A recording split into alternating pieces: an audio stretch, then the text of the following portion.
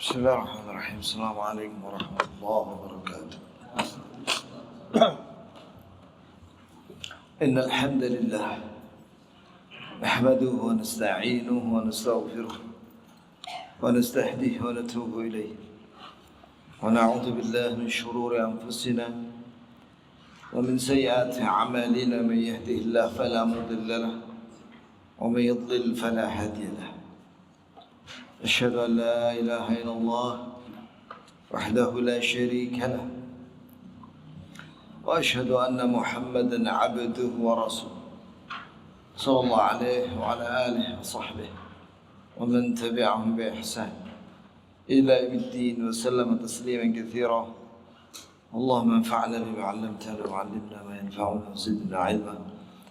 اللهم اغفر لنا ذنبنا كله دقه وجله أوله وآخره علانيته وسره. أما بعد، تفضل أستاذ. بسم الله الرحمن الرحيم. قال الإمام البربهاري رحمه الله تعالى: والرجم حق. ثم قال الشيخ صالح فوزان حفظه الله تعالى: الله سبحانه وتعالى حرم أشياء في الأعراض وفي المعاملات وغير ذلك، وهذه المحرمات تنقسم إلى أقسام: محرمات كبائر ومحرمات صغائر. ثم هي من حيث العقوبة على من ارتكبها تنقسم إلى ثلاثة أقسام. القسم الأول محرمات وضع الله لها عقوبات محددة، وهي ما تسمى بالحدود. سميت حدودا من الحد وهو المنع، لأن هذه العقوبات تمنع من الوقوع في هذه المعاصي. والقسم الثاني محرمات لم يضع الله لها حدودا ولكن فيها تعزير، وهو موكول إلى اجتهاد ولي الأمر بمن يراه راضعا عنها، وهو ما يسمى بالتعزير وهو التهديد. والقسم الثالث ما لم يكن فيه حد ولا تعزير من المحرمات، وإنما فيه وعيد وغضب ولعنة ونار وغير ذلك من أنواع الوعيد، كأكل الربا والقمار وغير ذلك. هذا فيه وعيد شديد يردع من في قلبه إيمان، ومن كان ليس في قلبه إيمان أو كان ضعيف الإيمان فإن أمامه حسابا وعقابا في الآخرة. فالله جل وعلا صرف هذه المحرمات. قال النبي صلى الله عليه وسلم: إن الله فرض فرائض فلا تضيعوها، وحرم أشياء فلا تنتهكوها، وسكت عن أشياء رحمة بكم غير نسيان فلا تسألوا عنها. Baik. Sekarang tema yang baru judulnya adalah rajmu haq. Hukum rajam itu hak. Iya. Di sini kata Imam Syekh Shalih Al-Fauzan hafizahullah taala bahwa Allah haramkan beberapa hal yang berkaitan dengan kehormatan dan yang berkaitan dengan muamalat, yaitu yang berkaitan dengan jual beli. Itu ada yang diharamkan oleh Allah Azza wa Jalla dan yang lainnya. Dan yang diharamkan oleh Allah Azza wa Jalla itu ada dua macam. Yang pertama haram, yakni hal-hal yang diharamkan dan itu masuk kategori dosa besar. Kemudian yang kedua yang diharamkan dan masuk kategori dosa-dosa kecil. Ya. Ikhwani fillah barakallahu lana wa lakum. Dosa yang besar ini yang diharamkan oleh Allah Azza wa Jalla disebutkan dalam kitab Al-Kabair karya Imam Al-Zahabi itu ada 70 dosa besar. Iya, adapun selain itu berarti dosa kecil. Tapi ketahuilah bahwasanya dosa kecil apabila dilakukan terus-menerus, maka itu menjadi besar. Nah sekarang Syekh di sini membagi dari sisi hukuman bagi pelakunya, maka terbagi menjadi 3 macam. Yang pertama, hal-hal diharamkan oleh Allah yang Allah tetapkan hukuman tertentu. Ini yang disebut dengan hukuman hadd. Hukuman hadd, yakni hukuman yang menimpa badan pelakunya. Ini tukang kriminal itu dihukum badannya. Jamaknya hudud. Iya, dari kata hadd. Hukuman badan ini maknanya secara bahasa sinonim dengan al-mana'. Al-mana' itu terhalang. Maksudnya apa? Karena hukuman ini bisa menghalangi manusia dari melakukan dosa-dosa ini. Seperti membunuh, hukumannya qisas, membunuh dengan sengaja. Seperti mencuri, hukumannya potong tangan.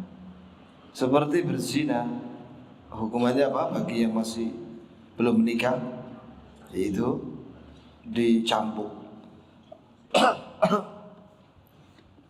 Tapi bagi yang sudah menikah, hukumannya adalah hukuman rajam, yaitu dilempari batu sampai mati. Ya, itu contoh ya kawan tentang hukuman hadd, yaitu yang mengenai badan manusia pelakunya. Yang kedua, yaitu hal yang diharamkan oleh Allah Azza wa Jalla, tapi Allah tidak menetapkan berapa atau apa hukuman secara khusus. Tapi ada ta'zir. Ta'zir itu adalah hukuman yang tidak tertera di dalam Al-Quran maupun hadis, tapi diserahkan kepada ijtihad penguasa setelah musyawarah dengan ulama. Begitu ya kawan. Seperti orang yang suka memfitnah, orang yang suka memfitnah orang lain, itu bisa dihukum cambuk misalnya, atau dipenjara. Ya, apa saja yang dilihat oleh penguasa bahwa itu bisa menghentikan perbuatan dosa itu, maka dibolehkan. Seperti di zamannya Nabi SAW, orang-orang yang mabuk itu dicambuk 40 kali. Di zaman Abu Bakar juga radhiyallahu anhu.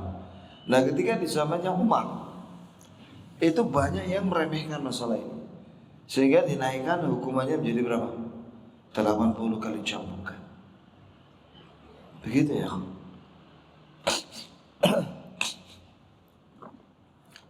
Inilah yang disebut dengan ta'zir atau ta'dib. Itu hukuman yang sifatnya apa? Mendidik dia supaya dia kapok dia dari melakukan perbuatan. Yang itu tidak tercatat ya rinciannya di dalam Al-Quran maupun hadis.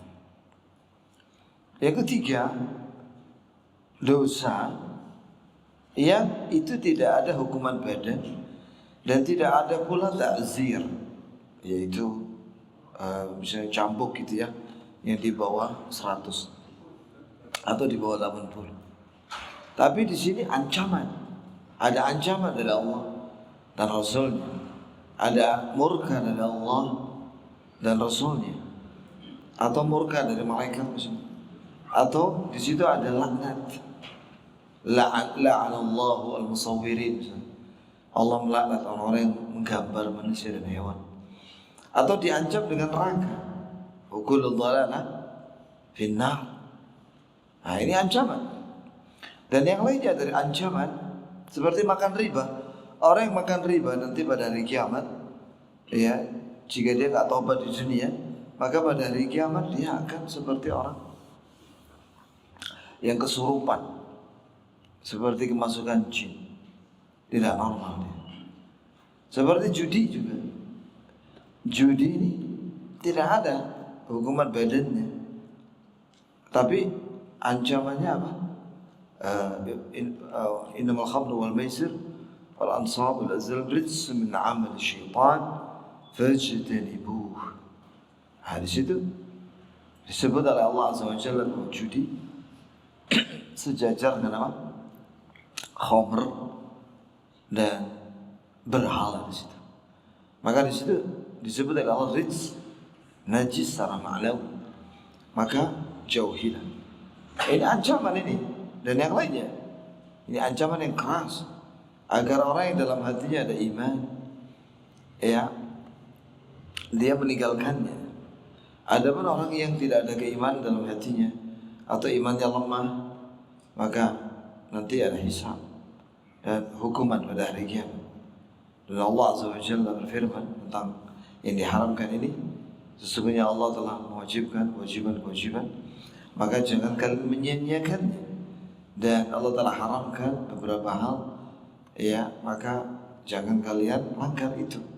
Dan Allah diam dengan beberapa hal sebagai rahmat dari Allah untuk kalian tanpa lupa, maka jangan kalian bertanya tentang. Lanjut. قال المصنف حفظه الله تعالى: ومن هذه الحدود حد الزنا، والزنا هو فعل الفاحشة في فرج لا يحل له، هذا هو الزنا. فعل الفاحشة في الفروج التي حرمها الله إلا بالعقد الشرعي الصحيح. قال تعالى: والذين هم لفروجهم حافظون إلا على أزواجهم أو ما ملكت أيمانهم فإنهم غير ملومين، فمن ابتغى وراء ذلك فأولئك هم العادون، أي المتجاوزون من الحلال إلى الحرام. فمن وقع في الزنا فهو على قسمين: إما أن يكون بكرا لم يسبق له أن وطئ امرأته في نكاح صحيح يعفه فهذا هو البكر، وهذا عقوبته أن يجلد 100 جلدة. قال تعالى: الزانية والزاني فاجلدوا كل واحد منهما 100 جلدة ولا تأخذكم بهما رأفة في دين الله إن كنتم تؤمنون بالله واليوم الآخر وليشهد عذابهما طائفة من المؤمنين. وجاء في السنة الصحيحة أنه يقرب، يعني يبعد عن البلد الذي مارس الفاحشة فيه إلى بلد آخر لمدة عام. قال صلى الله عليه وسلم: البكر بالبكر جلد 100 وتغريب عام. فثبت التغريب بالسنة فثبت التغريب بالسنة، وأما الجلد فهو ثابت بالقرآن. بالسنة. نعم. فثبت التغريب بالسنة، وأما الجلد فهو ثابت بالقرآن. وقد أجمع العلماء على الجلد وجمهورهم أيضا على التغريب. هذا في حد البكر. طيب. Nah sekarang di antara hukuman badan dalam Islam itu adalah dosa zina. Zina ini disebut dalam Al-Quran fahisyah, ya, perbuatan yang keji, yaitu seorang yang jima dengan wanita, ya, pada kemaluan wanita itu dengan takar diam tanpa ada ikatan ijab qabul syar'i, tanpa ada nikah secara syar'i yang sahih. Allah SWT mensifati orang-orang yang berbahagia itu orang-orang yang menjaga kemaluan mereka, kecuali terhadap istri-istri mereka, iya, atau budak-budak perempuan mereka, maka mereka tidak tercela. Tapi barang siapa mencari selain itu, selain istri dan budak perempuan, maka dia termasuk orang-orang yang melebihi batas, yaitu melebihi batas keluar dari yang halal menuju yang haram. Jelas ya jemaah? Jadi yang dihalalkan di sini cuma ada dua bagi laki-laki, yaitu istri. Istri-istri disebut oleh Allah dengan jamak di sini, azwaj, istri-istri, maksimal 4. Gitu ya, kawan. Iya. Atau budak-budak. Nah, budak ini bebas. Misalnya ada orang punya budak 100 wanita, boleh dia menjimai 100 itu. Gitu ya jamaah. Ada syarat-syaratnya diterangkan dalam bab budak. Gitu ya kawan. Adapun selain itu hukumnya haram. Apakah itu zina, apakah itu homo, apakah itu lesbi, apakah itu onani, apakah itu masturbasi, itu semuanya haram berdasarkan itu. Ya. Maka mari perhatikan ya, apa yang dihalalkan oleh Allah, yaitu nikah dengan wanita 1, 2, 3, 4. Fankihu ma taba lakum minan nisa matna wa thulath wa ruba'. Fa in khiftum, alla ta'dilu fawahidah. Jikalau kalian menjadi wanita yang baik menurut kalian 2, 3 atau 4, jika kalian khawatir tidak adil maka satu saja. Itu ya kawan. Di zaman kita sekarang ini kenapa kok marak perzinahan? Satu sebabnya kata ulama, karena orang meremehkan ikhtilat. Ikhtilat, campur laki perempuan dalam satu ruangan di kelas. Misal, jangankan di kelas, di masjid orang itu kan sholat jamaah. Sebaik-baik saf laki di mana? Yang paling depan. Sebaik-baik saf perempuan mana? Belakang. Itu di masjid orang lagi sholat. Iya, jadi jangan mendekat laki dan perempuan yang bukan mahram. Kenapa? Kata Syekhul Islam bin Taimiyah, laki perempuan yang bukan mahram apabila deket-deketan, maka itu seperti minyak dengan api. Bagaimana untuk mendapati minyak ketemu sama api? Bensin ketemu api, ya terbakar. Begitu pula perempuan dengan laki-laki. Jika senengane gelibet, ya terus jalan saka gelibet, akhirnya terjadilah perzinahan.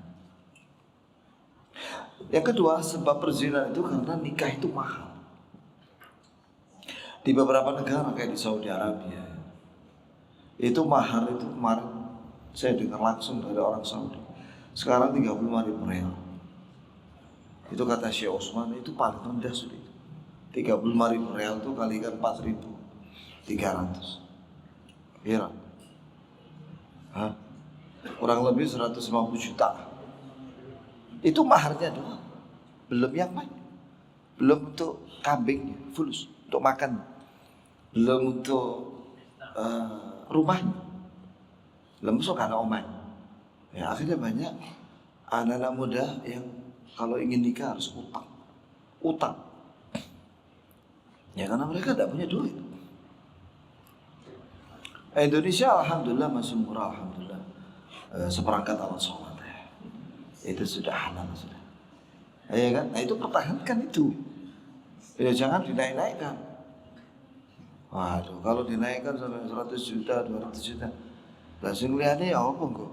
Ya kan? Akhirnya ganti-ganti kan. Dengan sebab itu akhirnya banyak yang Unus itu perempuan yang menjadi perawan tua, umur 30 ke atas. Banyak perawan tua. Karena apa? Karena perawan wanita itu ada masa-masa kalau bahasa Jawa ini makrong, bunga itu lagi indah-indahnya. Lah itu segera nikahkan itu. Oh zaman sekarang sekitar umur 20 sampai 25 lah. Iya. Kalau sudah di atas 25, apalagi 26, dengan alasan karir, wanita karir, ya sekolah S2, S3, akhirnya kalah sama yang umur 23. Laki-laki nyari yang umur 23 rata-rata. Yang umur 30 sekarang angel, seroto angel. Nah makanya ikhwan kata Syekh Utsaimin Shalih Fauzan mengangkat masalah ini. Jangan keluar rumah wanita, jangan bekerja di luar. Itu Syekh Shalih Fauzan. Di rumah aja. Ya. Jangan kalian ambil haknya laki-laki dalam bekerja. Gitu Syekh Shalih Fauzan. Nah, ketika banyak wanita tidak mengindahkan nasihat ini, akhirnya banyak perempuan yang jadi wanita karir. Wanita itu kalau sudah keluar rumah dan bekerja dan megang duit, hilang sifat perempuannya yang lembut, hilang menjadi keras. Ya, hilang sudah akhlak. Kalau wanita sudah keluar rumah bekerja, campur sama laki-laki, apalagi ada yang nyuruh-nyuruh dengan kasar, nah ya sudah hilang sudah. Unus apa namanya unus, yani sifat kewanitaannya itu hilang. Jadi gagah. Aku sudah gagah, sudah bela anak ya kan? Itu ya. Nah, ketika kondisi sudah berubah seperti itu, akhirnya banyak terjadi perzinahan karena sering selingkuh, ya, pergi sama sekretarisnya pribadi, katanya dinas plus. Itu sudah perzinahan. Maka ya ikhwan fillah, hati-hati ya ikhwan. Ya, mari kita jaga keluarga kita. Kemudian dikatakan di sini, zina itu ada dua. Yang pertama pelakunya adalah bikr. Bikr itu artinya gadis atau yang belum pernah menikah, tidak pernah menikah secara syar'i, tidak pernah ijab qabul. Itulah yang dimaksud dengan bikr. Itu kalau perempuan perawan, kalau laki-laki perjaka. Apabila perjaka dengan perawan itu berzina, maka hukumannya 100 kali cambukan. Itu disebutkan dalam Al-Quran, zani itu zani fajlidu kulla wahidin minhuma mi'atal jaldah. Laki perempuan yang berzina, yakni yang perawan dan perjaka, maka cambuklah 100 kali. Wala ta'khudhukum fi bima rafa fi dinillah. Jangan kalian kasihan dalam menegakkan hukum Allah dalam agama Allah jika kalian beriman kepada Allah dan hari akhir.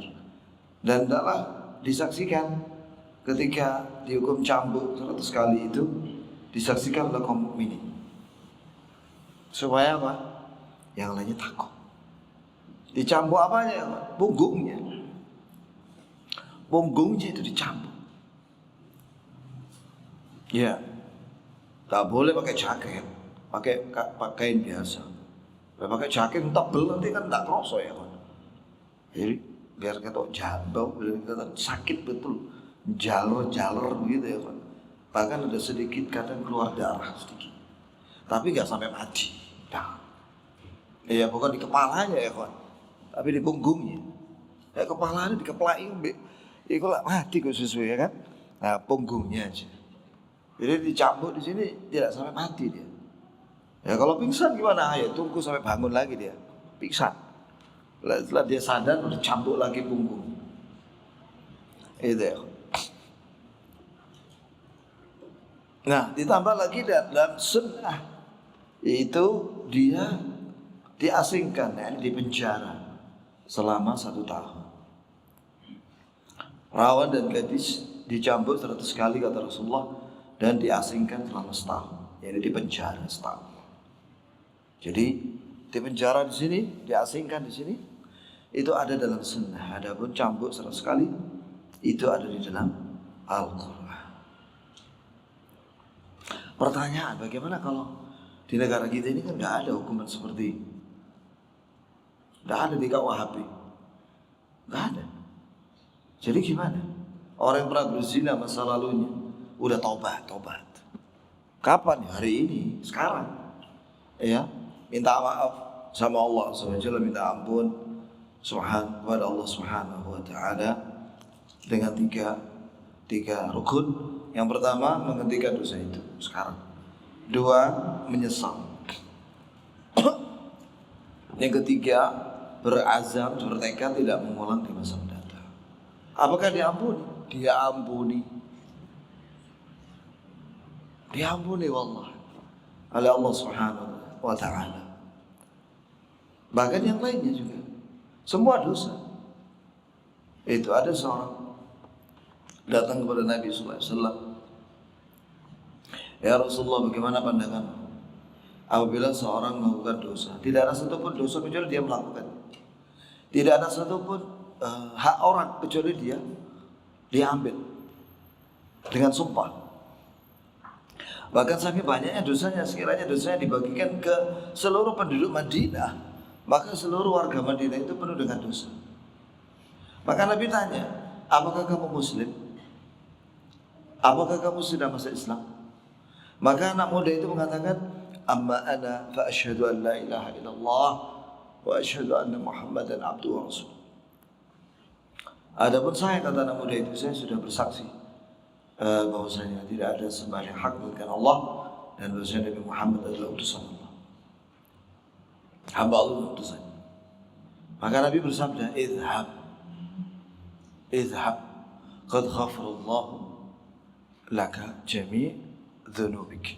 Pergilah kamu sudah diampuni semua dosa. Pemuda ini belum puas, dia bilang wa ghadarati wa fajarati. Bagaimana dengan pengkhianatanku dan kedurakanku ya Rasul? Kata Rasulullah, wa fajaratu wa ghadaratu. Semua kedurakanmu dan pengkhianatanmu sudah diampuni sampai 3 kali. Maka anak muda ini mengatakan Allahu Akbar, Allahu Akbar, Allahu Akbar, dan meninggalkan majelis. Allahu Akbar sampai hilang. Betapa karimnya Allah, Maha Pemurah Allah dengan pemuda itu ya Allah. Ya Allah ampuni semua dosa. Dengan 2 kalimat syahadat. Asyhadu an la ilaha illallah wa asyhadu anna Muhammadan abduhu wa rasul. Absyir ini untuk semua orang Islam yang setiap hari mengucapkan 2 kalimat syahadat. Ya, diampuni semua dosa masa lalu. Apapun dosa itu, molimo, matem, maton, mabuk, madat, maling, ya. Walaupun dia pernah korupsi 200 triliun dan sebagainya, taubat sama Allah. Taubat sama Allah. Dan jangan cerita sama orang. Jangan cerita sama orang. Jangan mengatakan saya dulu pernah melakukan dosa ini. Jangan cerita. Tutup. Karena Allah sudah menutupi kesalahan. Jangan diceritakan ke orang lain. Hijrah. Tinggalkan semua dosa-dosa itu. Iya. Yang termasuk dosa syirik, dosa kekafiran, dosa bid'ah. Itu semua ditinggalkan. Jangan diulangi lagi. Lah bagaimana kalau dia tergelincir lagi? Kan dia sudah tobat. Semua dosanya ternyata dia melakukan lagi. Karena dia manusia. Ya, kullu bani Adam khata'. Ya tobat lagi. Tobat lagi walaupun dalam sehari dia tergelincir sampai 70 kali. Maka dia tobat 70 kali. Iya, sebagaimana Nabi bertobat kepada Allah setiap hari 100 kali. Tidak ada di antara kita ini yang bebas dari dosa, tidak ada. Wallah tidak ada. Bahkan amal kita ini sebenarnya sedikit, sangat sedikit dibandingkan dengan nikmat yang Allah beri kepada kita. Ada riwayat seorang beribadah selama 500 tahun dalam kitab An-Nihayah fi Fitan wal Balagh. Kemudian dia tinggal di pinggir laut dan dia beribadah selama 500 tahun. Allah kasih rezeki dia pagi dan sore, dan dia tidak melakukan maksiat, ibadah setiap hari. Kata Rasulullah SAW, maka pada hari kiamat orang itu dikatakan, silakan kamu masuk surga dengan rahmatku. Kata hamba itu, ya Rabb, aku itu beribadah kepadamu 500 tahun. Aku ingin masuk surga dengan amalku. Maka Allah menyatakan kepada malaikat, timbanglah amal dia 500 tahun itu dengan nikmat mata. Nikmat mata yang aku beri kepada dia sehingga tidak buta.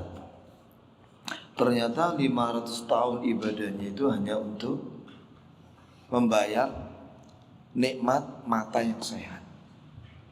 Adapun yang lainnya, nikmat telinga yang sehat, bisa mendengar, pembuluh darah yang sehat, jantung sehat, kulit sehat, jantung pankreas sehat, ginjal sehat, itu dia belum bayar. Maka Allah berfirman, masukkan dia ke neraka. Maka hamba itu mengatakan, na'am ya Rabb, aku masukkan aku dalam syurgamu dengan rahmat. La yadkhulu ahadukumul jannah bi'amali. Kata Rasulullah, tidak ada seorang pun yang masuk surga dengan amalnya. Ini al-iwad. Tidak bisa amal itu ditukar dengan surga. Karena surga itu mahal. Tapi dengan amal soleh, dia berhak mendapatkan rahmat Allah. Dan dengan rahmat Allah dia berhak masuk surga. Jadi kita jangan merasa pamer amal dengan Allah, jangan. Sedikit amal kita ini, sedikit. Sedangkan dosa kita banyak. Jangan dibalik, merasa amalnya sudah banyak dan merasa dia sudah suci dari dosa. Apa bahaya itu justru bahaya. Itu dia akan jatuh ke dalam apa? Ghurur, bangga diri dengan amalnya. Itu bisa dihapus amalnya. Rasulullah. Yang kedua, أما الثاني وهو الذي سبق أن وضع امرأته في نكاح صحيح وعرف قدر الأعراض وحرمة الأعراض فهذا يرجم بالحجارة حتى يموت وهذا ثابت بالقرآن الذي نسخ لفظه وبقي حكمه كما قال عمر رضي الله عنه على منبر الرسول صلى الله عليه وسلم قال ونزلت آية الرجم فوعيناها وحفظناها ورجم رسول الله صلى الله عليه وسلم وأخشى إن طال بالناس زمان أن يقولوا ما نجد الرجم في كتاب الله ألا إنه في كتاب الله يشير إلى قوله تعالى والشيخ والشيخة إذا زنيا فارجموهما البتة نكالا من الله والله عزيز حكيم هذا القرآن نسخ لفظه وبقي حكمه ورجم رسول الله صلى الله عليه وسلم وأمر بالرجم وأجمع المسلمون على ذلك ولم يخالف فيه إلا أهل البدع الذين لا يعتد بخلافهم كالخوارج. Nah, yang kedua, orang yang berzina dan dia sudah pernah menikah. Ini namanya thayyib. Baik dia masih statusnya suami istri, dizina sama yang lain, atau dia sudah cerai, yakni janda atau duda. Maka yang seperti ini apabila berzina, maka hukumannya rajam, dilempari batu sampai mati. Ini ada di Quran, walaupun sudah dihapus lafadznya, tapi hukumnya tetap ada. Dan itu dilakukan di zaman Nabi SAW. Sebagaimana kata Umar radhiyallahu anhu, semoga Allah meridainya, di atas mimbar beliau berpidato, Allah pernah turun ayat rajam, kami memahaminya dan menghafalnya. Dan Rasulullah telah melakukan hukuman ini, rajam ini, yaitu perempuan Khamidiyah dan laki-laki yang bernama Ma'iz. Ada 2 kali Nabi merajam. Ya, kemudian dan saya khawatir ketika orang sudah lama waktunya, terus mereka mengatakan kami tidak mendapati hukuman rajam dalam Al-Quran. Ketahuilah bahwa itu ada dalam Al-Quran. Terdapat dalam Sahih Muslim. Pernah turun ayat yang berbunyi, syekh, kakek, laki, dan nenek apabila keduanya berzina, maka rajamlah keduanya, ya, sebagai hukuman dari Allah. Dan Allah Maha Perkasa lagi Maha Hikmah dalam setiap ucapan dan perbuatan. Ini dalam hadis sahih riwayat Muslim. Jadi dulu pernah turun ayat tapi dihapus ayatnya, tapi hukumnya tetap ada. Jelas jemaah? Maka Rasulullah SAW pernah merajam dan Nabi menyuruh untuk merajam. Dan waktu itu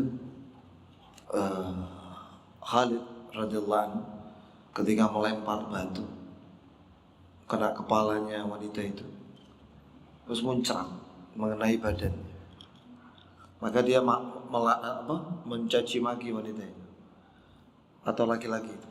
Maka Nabi mintakan, jangan kamu melaknat dia sudah taubat. Sekiranya taubatnya dibagi kepada 70 penduduk Madinah, semuanya diampuni oleh Allah. Itu ya kawan. Tidak ada yang menentang ini kecuali ahlul bid'ah yang tidak dianggap penyelesaian mereka, seperti Khawarij. Khawarij menolak adanya hukum rajam. Lanjut. فالرجم ثابت بالكتاب وبالسنة القولية والعملية وبالإجماع فمن أنكره فهو كافر لأنه مكذب لله ولرسوله ولإجماع المسلمين فالرجم ثابت لا مجال للكلام فيه ولهذا نص عليه هنا فقال الرجم حق. هذا من عقيدة أهل السنة والجماعة ردا على المبتدعة الذين ينكرون الرجم من غير علم ومن غير بصيرة لجهلهم وتطفلهم على العلم واعتمادهم على عقولهم وأفكارهم. هؤلاء لا يعتد بهم ولا ينظر إلى أقوالهم. ربما يأتي جاهل يدعي المعرفة والبحث ويقول هذه فيها خلاف، ويقال له وهل كل خلاف يعتد به؟ هناك خلافات ملغاة لا يعتد بها، منها ذلك الخلاف. Baik. Rajam, hukum rajam itu ada dalilnya dalam Al-Quran dan Sunnah, ucapan Nabi dan perbuatan Nabi. Iya, dan ini ijma'. Ijma' itu artinya kesepakatan ulama bahwa rajam itu hak. Siapa yang mengingkarinya maka dia kafir. Mengapa? Karena dia mendustakan Allah dan Rasulnya dan mendustakan kesepakatan kaum muslimin. Rajam itu sah, tidak boleh orang untuk menyelisihinya. Iya. Dan ini bagian daripada akidah Ahli Sunnah wal Jamaah sebagai bantahan terhadap ahlul bid'ah yang mengingkari hukum rajam tanpa ilmu, tanpa basirah, ya, tanpa pengetahuan, karena kebodohan mereka dan karena sedikitnya ilmu mereka dan karena mereka berpijak kepada akal mereka dan pikiran mereka. Maka orang seperti ini tidak perlu dianggap, tidak usah dianggap, tidak perlu dilihat ucapan mereka. Kadang ada seorang jahil ngaku dia punya ilmu dan katanya melakukan penelitian, dia bilang bahwa masalah rajam ini khilaf. Maka jawabannya adalah apakah setiap khilaf itu dianggap? Ada masalah khilafiyah yang tidak boleh dianggap, yakni dibatalkan. Ini yang menyelisih itu nggak usah dianggap. Itu seperti masalah rajam. Jelas ya semua? Jadi khilafiyah itu ya, ada yang ini macam-macam khilaf itu, khilafiyah itu. Yang pertama khilafut tadad. Yang kedua khilafut tanawwu'. Khilafut tadad itu seperti antara tauhid dan syirik. Itu pasti yang benar satu. Seperti sunnah dengan bid'ah. Ya, pasti yang benar satu. Nah, contoh yang sekarang lagi rame ya, kawan. Apa hukumnya takbiran muqayyad? Yaitu takbiran dari mulai tanggal 9 Dzulhijjah pada salat ya, wajib dari subuh sampai tanggal 13 Dzulhijjah pada asar sampai asar. Sebagian ulama mengatakan sunnah. Ternyata ini pendapatnya jumhur para imam yang madhab dan murid-murid mereka, pengikut mereka. Ada lagi pendapat yang mengatakan bahwa hadisnya maudhu', palsu. Sehingga yang benar itu cuma takbir mutlak aja. Nah, yang seperti ini, yang benar satu. Yang benar satu. Yang benar itu tadi. Yaitu ada takbir muqayyad. Dari mulai tanggal 9 sampai tanggal 13 Dzulhijjah. Yang kedua, ikhtilafut tanawwu'. Itu perselisihan bermacam-macam. Seperti perbedaan bacaan doa istiftah. Seperti perbedaan bacaan zikir, ruku', sujud. Nah, itu semuanya benar. Jika itu dalilnya sahih atau hasan, itu semuanya benar. Yang kedua, ada namanya khilaf as-sa'ir, ada khilaf ghair as-sa'ir. Khilaf yang dibolehkan karena ada dalil. Yang kedua ada khilaf yang enggak boleh, yang tidak dibolehkan orang khilaf. Seperti rajam. Ini ghair as-sa'ir, tidak boleh orang khilaf. Iya. Itu ya, seperti ada orang sekarang menciptakan bahasa Suryani katanya, atau bahasa semut lah, atau bahasa air. Itu Yang innaka itu. Ini orang. Nggak usah dianggap sudah. Anggap aja tidak ada sudah orang itu. Tapi aneh ya, ada yang dengerin ngomong itu. Omongannya orang itu. Super ngawur. La haula wala quwwata. Taib ya kawan. Adapun yang sa'ir yang dibolehkan itu yang ada dalil. Nah, mereka ini nggak ada dalil. Dalil dalam Al-Quran itu firman Allah, sabda Rasulullah, perkataan sahabat. Bahasa Suryani ini bukan dalil. Ini kayak bahasanya dukun, gak jelas. Ya, mungkin itu dukun tapi diustadkan. Nah sekarang ini ada paranormal jadi ustad. Nasallallahu. Lanjut. ولذلك يقول الناظم وليس كل خلاف جاء معتبرا إلا خلاف له حظ من النظر. ليست المسألة ادعاء الخلاف، المسألة مسألة تحقيق وربط بالدليل، فمن خالف الدليل فهو مخصوم ولا عبرة بخلافه ولا يعتد به. والله جل وعلا يقول فإن تنازعتم في شيء فردوه إلى الله والرسول إن كنتم تؤمنون بالله واليوم الآخر ذلك خير وأحسن تأويلا. لا تبقى على الخلاف بل نرجع إلى الدليل بقوله تعالى فردوه إلى الله والرسول إن كنتم تؤمنون بالله واليوم الآخر ذلك خير وأحسن تأويلا. فلهذا نص المؤلف رحمه الله على مسألة الرجم مع أن الكتاب كتاب عقائد لأنه يجب اعتقاد وجوب الرجم فمن أنكره كفر فهو نص على هذا ردا على المبتدعة الذين أنكروا الرجم. Ada penyair mengatakan tidak semua orang yang menyelisihi itu dianggap. Tidak semua orang yang menyelisihi itu dianggap. Kecuali ada seorang yang membawakan dalil ya dengan benar, maka itu baru dipertimbangkan. Tapi tidak cukup sampai di situ, tetap harus dilakukan apa? Penelitian. Dan dipilih mana yang paling kuat, yang paling mendekati dalil. Itu maksudnya. Ya. Maka apabila seorang terang-terangan menyelisih dalil, maka dia itu orang yang sebenarnya memusuhi dalil. Maka tidak perlu dianggap penyelisihan dia itu. Tidak usah dianggap. Anggap aja tidak ada. Adapun apabila ada dalil, fa in tanaza'tum fi syai', jika kalian berselisih tentang sesuatu, masing-masing bawa dalil yang sahih, maka kembalikanlah kepada Allah dan Rasulnya, ini pada Al-Quran dan Sunnah.